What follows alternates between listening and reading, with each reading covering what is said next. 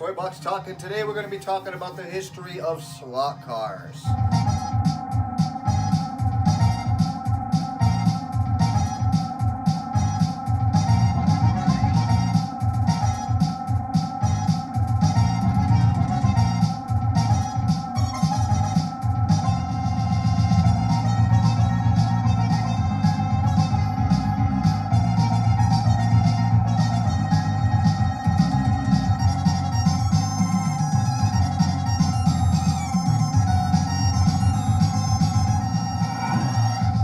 Slot cars, one of the most memorable toys of a pastime moments as a child. Ever since you could squeeze the controller full throttle and get full control of a moving toy under your command, to a growing adult where you just can't put the controller down. Now it starts back as early as the 1960s. It was invented by a gentleman by the name of Fred Francis, who created a company called Scale Electrics. However, it was in 1958, I believe, Fred Francis created his first track by using all the leftover rubber from the wheels of the B-52 bomber planes. He embedded a bunch of rails, slapped a battery box up against it, and ever since then, slot cars have revolutionized. Now, from 1958 to 1968, a lot of companies have come in and out of wave of the era of slot cars. Competitors like Cox and Eldon and Scrutenberger, who tried to keep up with companies like Scale Electrics. However, through that decade, it just seemed that it wasn't really grasping a hold of the community, and it kind of faded out. Until about 1968, when it actually really took off and they came out with their first HO that could go from 0 to 130 miles per hour in under a half a second. With that being said, it was inevitable for it to sink its teeth into us adrenaline seekers. Now in 1970, there was a company called Aurora that emerged with the Thunderjets. They came in these HO sizes.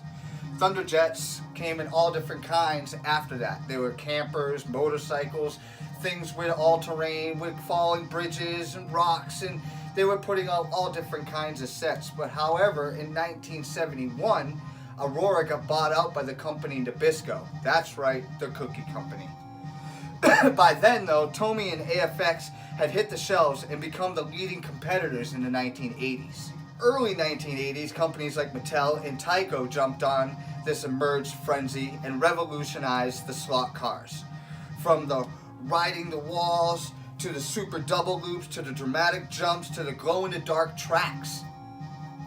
It was the late 80s and early 90s, it was companies like Fly, which by the way, created the first realistic looking slot car that really made the revolutionary impact to bring slot cars back onto the field. So anyways, Fly, Carrera, Slot It, companies like that throughout the years just continued to dominate the field of slot cars.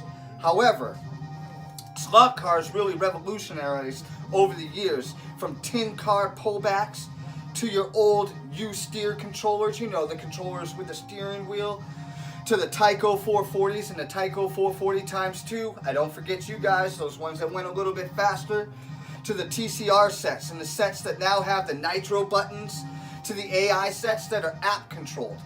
Seems to be that just slot cars have revolutionized just us to be racing each other. We're adrenaline junkies and we just like to go up against each other to see who's faster, who's better, who can bank the corners, who can drift the next one, who can jump, who can turn, who can cut the next one off. We just seem to enjoy every moment that we get against each other. However, it seems to be a dying face. Now with that being said, I forgot to mention the tracks. The tracks, they're a little bit more universal with every car out there. However, the tracks are different. Some are small, some are larger, some have all-terrain, some don't, curves, banks, hoops, it all. They don't interlock with each other, but the cars will work on any last one of the tracks, so keep that in mind. So I hope this small bit of history that I gave you guys helps in any way. And if you feel like you have a little bit more to add, please do write down there in the comments. It would be much appreciated and very much encouraged. I appreciate everything you guys did, and I'm glad that you joined and stayed with Toy Box Talk. Hope you guys have a great evening. Thanks a lot.